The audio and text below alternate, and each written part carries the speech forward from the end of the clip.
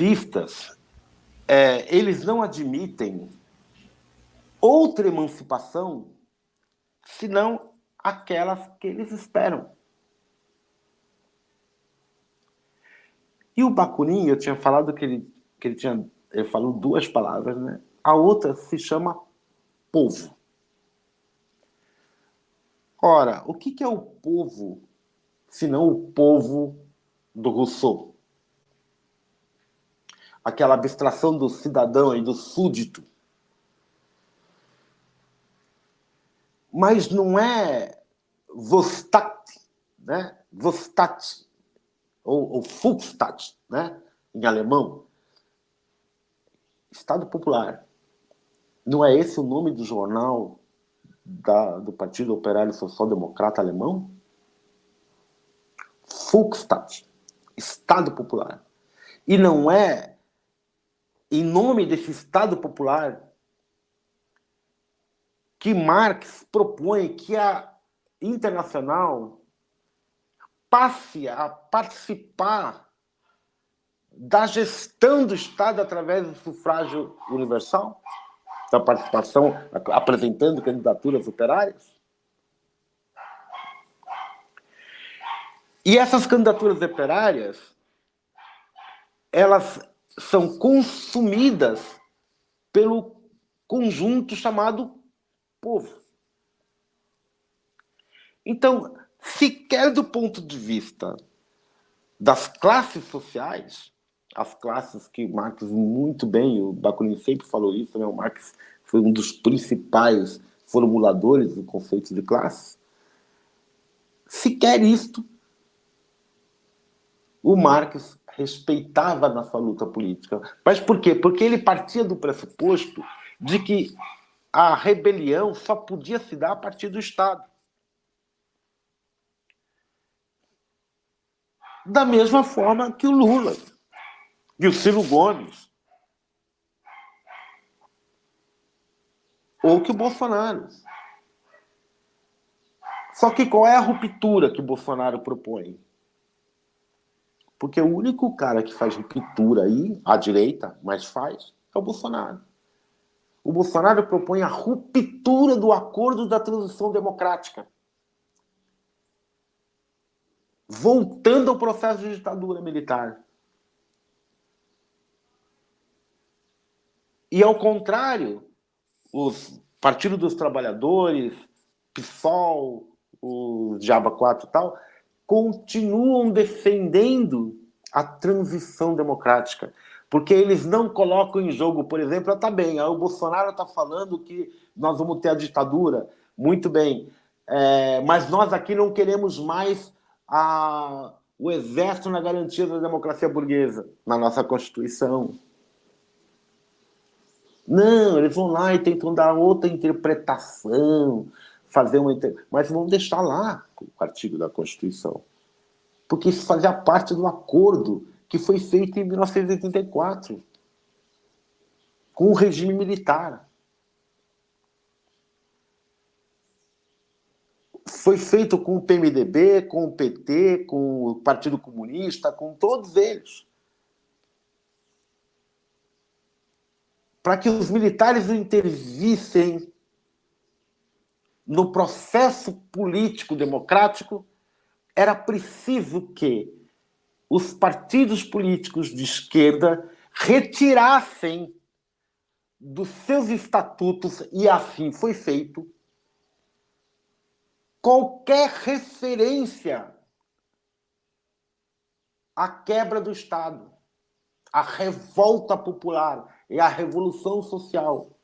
E se vocês pegarem todos os estatutos, inclusive do Partido Comunista Brasileiro e do Partido Comunista do Brasil, antes de 1934 e depois de 1934, vocês vão ver lá que foi retirado dos seus estatutos a Revolução Social. Ou a Revolução Comunista, ou seja lá o que vocês queiram falar. Esse era o acordo. Nós não quebramos a ordem desde que vocês não quebrem a ordem.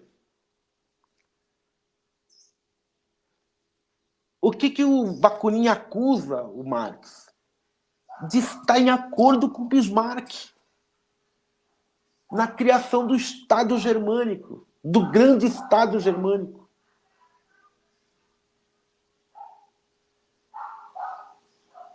Mas por quê? Quando você se torna um patriota, quando você começa a defender a soberania, você começa a fazer esse tipo de elucubração e de acordos. E você começa a ver também esses mal educados, essas pessoas sem cultura, esses bárbaros que ficam roubando coisas, fumando maconha, fudendo na rua, né? Essas pessoas mal comportadas como um problema social. E elas devem ser reprimidas e colocadas no seu devido lugar. É por isso que aqui no Brasil as greves não são livres. Foi feito também um acordo sobre isso. As greves não podiam se tornar greves políticas. Elas deviam sempre ser greves que apontassem por uma reivindicação muito específica. Se ela se transformasse numa greve contra o capital, então ela seria julgada como ilegal. E assim tem sido feito desde 1976. Com a anuência do Partido dos Trabalhadores, com a anuência dos partidos de esquerda, com a anuência do chamado progressistas e desenvolvimentistas. Ora,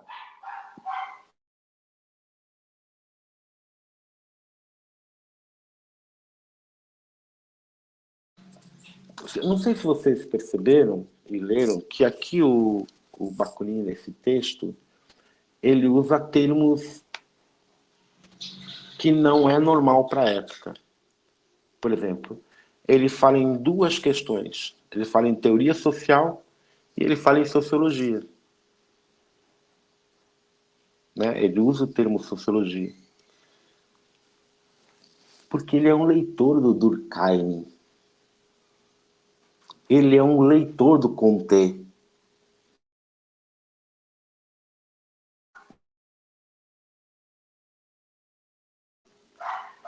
E, apesar de ele escrever de forma direta, ele tem aqui conceitos muito complexos.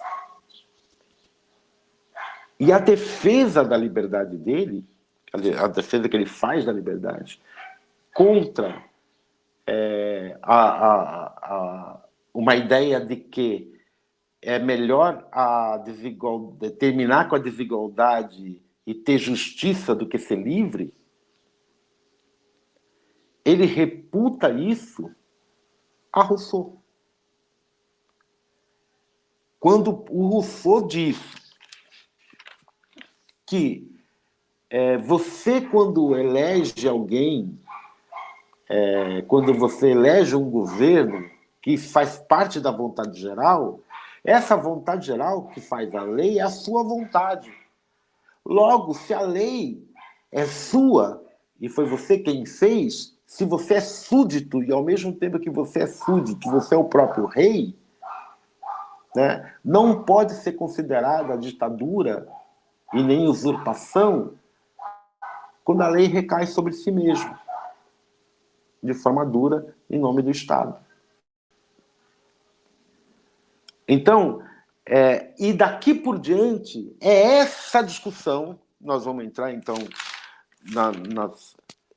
hoje foi mais longo, né?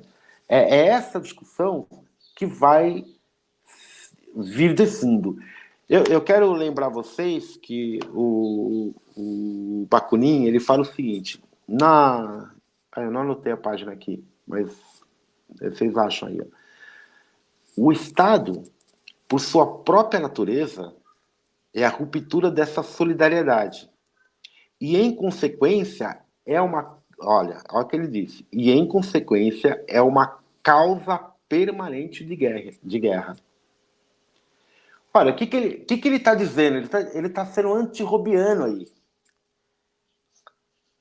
O Hobbes dizia o contrário, não é?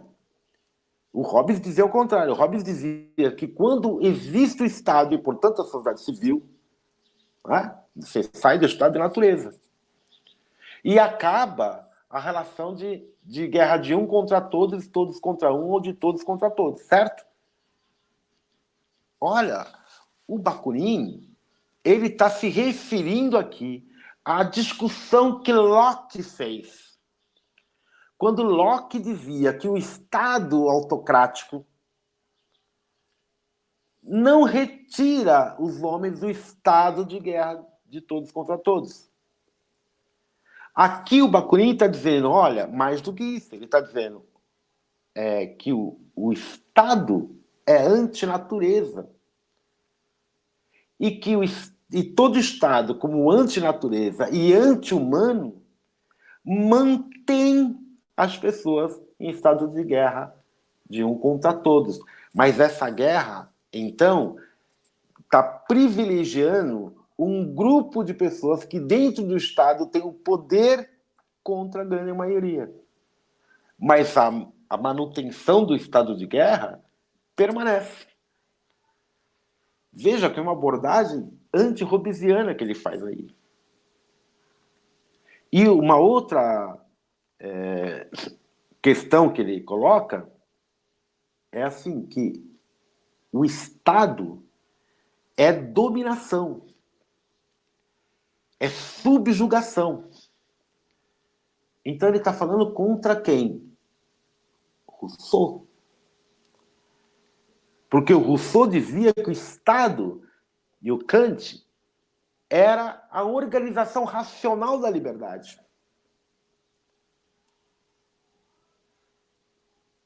Que a liberdade só podia se organizar a partir do Estado. E que, nesse sentido, então,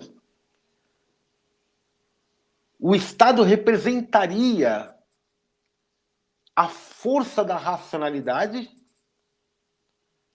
e da liberdade racional. Porque, claro, que nesse sentido, a liberdade só pode ser racional. O que ele está dizendo é ao contrário disso. É que se o Estado subjuga, se o Estado domina, primeiro essa dominação é de classe. Ou seja, de um grupo sobre outro grupo. Né? Um grupo que tem mais força contra um grupo que tem menos força política e econômica. E ele está dizendo também que o Estado, nesse sentido, quando ele pega a sua liberdade para ele não as devolve enquanto liberdade. É isso que ele está dizendo. Enquanto Locke, Rousseau e Kant vão achar que a coerção do Estado é para a manutenção da liberdade. O Bakunin diz, não é para manutenção, é a manutenção do próprio Estado. Mas nunca uma devolução em benefício de liberdade a quem doou sua própria liberdade.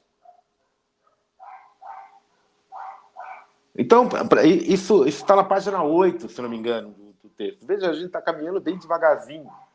Mas bem devagarzinho porque essas discussões que o Bakunin faz, ela é de fundo. Ela atinge o âmago da discussão sobre o que é o Estado e o que é a organização dos trabalhadores. Depois, nós vamos entrar na próxima semana, nós vamos continuar no Bakunin, evidentemente. Na próxima semana, a gente vai entrar na discussão que o Bakunin faz sobre o anti-Düring, né? Sobre o Düring, sobre a posição do Congresso do Partido Operário Social-Democrata Alemão, que definiu a unificação entre os trabalhadores ligados à La Salle que era um pequeno burguês democrata radical, que unifica o seu partido, o Partido Popular, com o Partido Comunista, sobre os auspícios do Engels e do Sr. Marx, como o Bakunin o chama. E veja, o Bakunin é sempre muito gentil com Marx, né, apesar de tudo. Bom, já foi 2 horas essa discussão.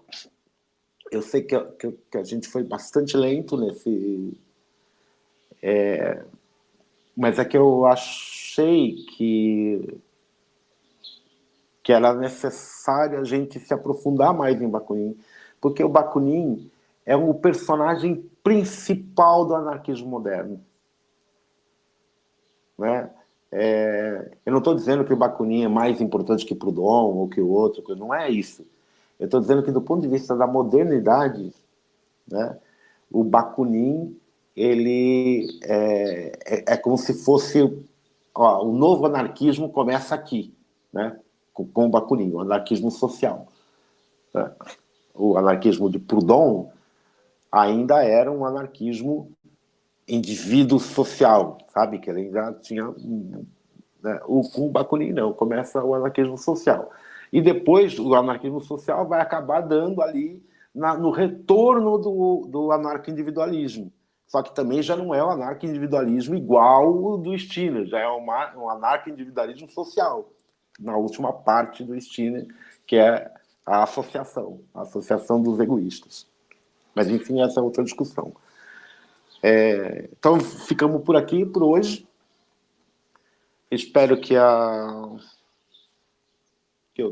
tenha melhorado um pouco aí na discussão. Espero que vocês leiam o texto, né, que é importante ler, até para contestar, né, é importante que eu possa ter uma leitura enviesada do treco, né, posso ter uma leitura que não é a única, né. Nesse sentido, eu sou extremamente bakuniniano, né, acho que quanto mais divergência, melhor. A divergência não é um problema para nós, né, ao contrário, a divergência é boa. Apesar que nem todo mundo aguenta a divergência, né, Delson? Que a gente tinha uma coleguinha nossa lá numa reunião da escola, da universidade, que a coleguinha não conseguia, né, ter divergência. Ela tinha urticárias, né? Toda vez que tinha divergência, tinha urticárias. Né? Mas aqui não. Aqui a gente... O importante não é aprender nada, né? O importante é ter instrumento de pensar.